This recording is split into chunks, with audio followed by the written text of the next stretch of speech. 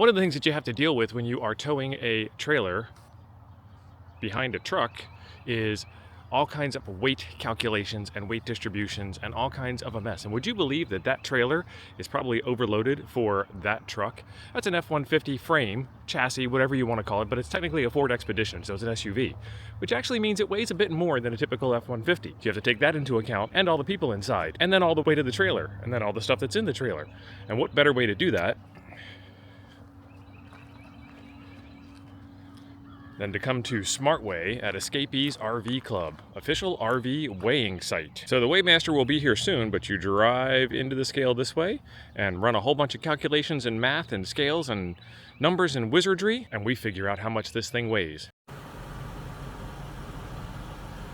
So it actually works out pretty interestingly. What they do is they measure each individual axle. So the front axle on the truck, the rear axle on the truck, and then the front and the rear axle on the trailer. If you got 3 axles on your trailer, they'll measure all 3 of them too. They have a spot where they put some scales in place, and then they just ask you to drive up and park. And they take their measurements and they write them all down on a piece of paper that I'm going to share with you here in a minute. One of the things that I didn't know when I first started camping was the truck's towing capacity at the tongue is a combination of the tongue weight of the trailer and the cargo capacity of the truck itself, which includes you and your wife and your dog and your luggage for the weekend and your food and all kinds of other stuff that's inside the truck. So that matters. When we first started this journey, we had a smaller vehicle that we were towing this big old camper with, and luckily it was only for a short weekend trip, so we weren't very well loaded at that time. But I very quickly learned that adding my weight and my wife's weight and my dog's weight and the trailer's tongue weight, that we were out of capacity. That was not a good place to be. So we got a bigger truck. And you guys know I went down to Arizona and I picked up this Expedition in Arizona and then drove it back to Wisconsin to get this whole thing started. And I kind of had the same feeling when I was loading up the back of the truck for us to get on the road, that it was also pretty heavy. I knew I was close, didn't know how close until now. Let's take a look. They give you a whole bunch of papers here, and I'm not going to read everything to you, but there is a ton of useful information inside of this paperwork here. If you want to read it, pause your video and take a look.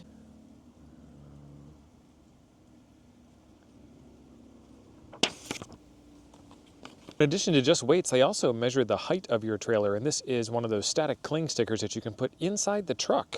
So you can see, as you're coming up to the bridge and you're panicking and it says 12'1", just how close you're gonna be to 12'1". I'm at 10'4" with this trailer, and that's to the height of the highest thing on the top of my trailer. And now I know, and I won't have to worry when I'm coming up on a bridge. I've done that before, and I bet you have too. I have a 1999 Ford Expedition. The gross vehicle weight is 7,200, and the gross combined vehicle weight is 13,000.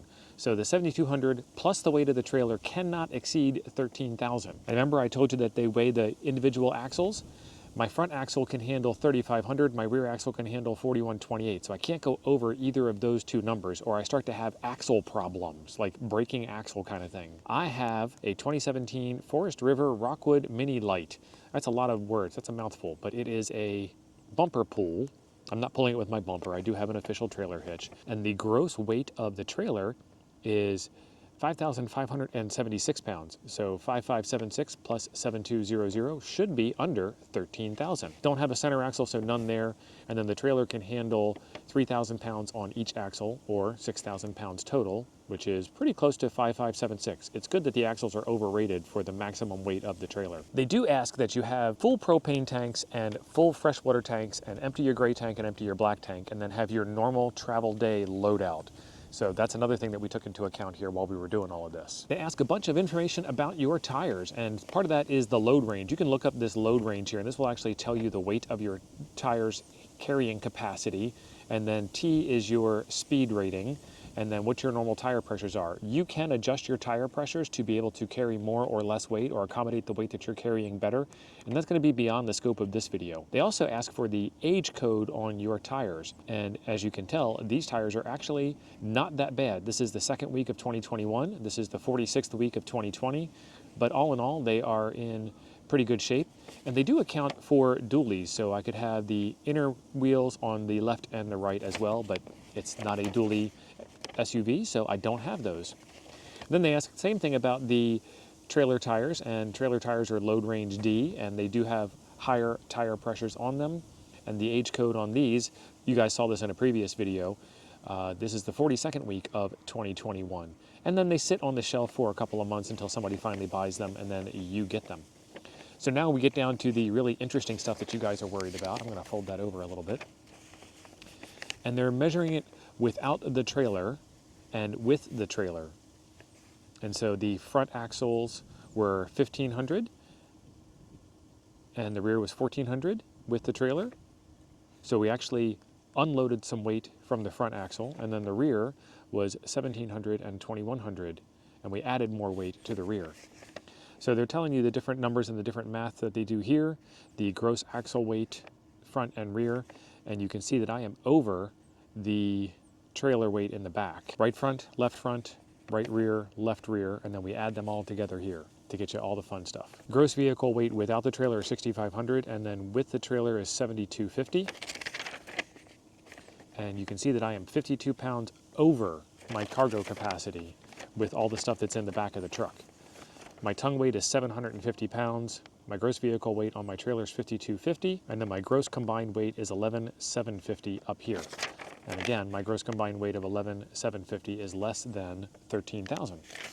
So overall, we are under our weight limit, but we are over our cargo capacity carrying limit. And I think, I don't know where she put it. Yeah, so we're 2,600 pounds on the front and 1,900 pounds on the rear. So what I can do is I can take some weight out of the truck and I can shift it to the rear of the trailer to satisfy that 50 pounds over limit situation there. So this is some really good data to know. All right, I carry a lot of stuff with me in this truck.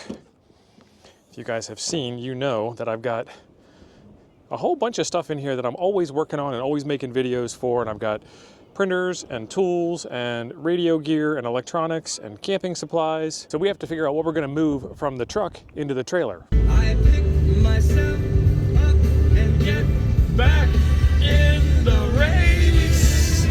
That's life. But I got to tell you, that's really not my style. We went and got a different truck instead. You guys might have seen it earlier in the video. And then for those of you that have been watching the live streams, you know I have been talking about how I got a new truck, and I've been teasing about this video coming out, and it's finally here. But there's a reason why we got a new truck, and it's not just being 50 pounds overweight. It's because it's a 450. No, that's really not it either. Besides the random mess in the back of the truck, we are looking at upgrading to a fifth wheel, and we needed something bigger. But being able to bumper tow with this thing, I mean, again, this is a trailer hitch here, is also a big plus. You can see the weight carrying capacity here. We do use a weight distributing hitch. Yeah, buddy, that works out real well. This thing doesn't even sag when I put the trailer on it. It's like, what? What trailer?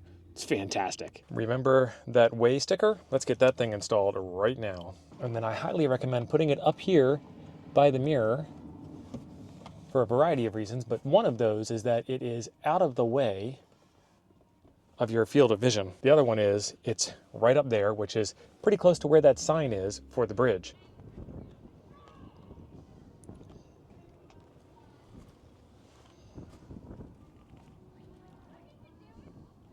I already got a bunch of wires and stuff installed for the backup camera, but when we got it, it had 68,000 miles on it, and they put a fresh set of tires on the front, and I'm going to get me a fresh set of tires on the rear, and that's going to set me back pretty handsomely because this thing uses big boy tires, you know, mall tires on this truck. So a couple of the good things about getting a truck that is this old, this is a 2008, is number one, I saved a ton of money on it, and number two, it doesn't have a lot of the modern truck's broken technology in it, and I don't have any DEF to worry about, but we're going to put the right kind of technology into this going forward.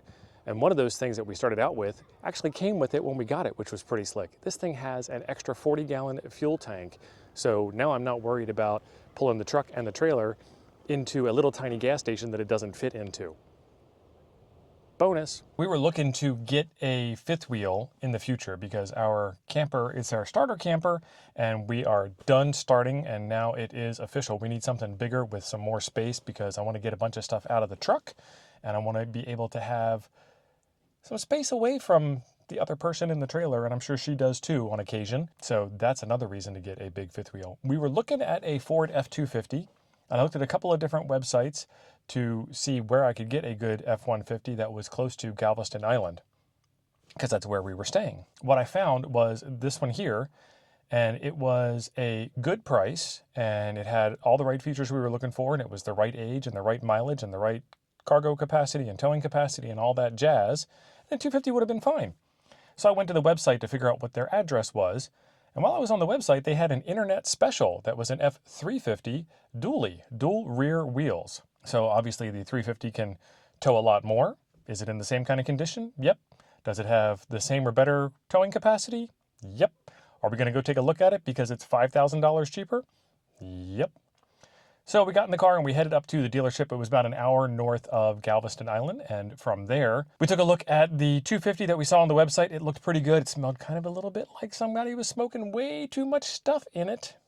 So we didn't like that one too much because of that. But I mean, you can probably get the smell out if you try hard enough. So we looked at the F350 and it looked pretty good also. Didn't really smell all that bad inside, but they had this white truck on the lot. And we went over and we took a look at it and had no idea what it was. It was, we're here, we'll take a look, whatever.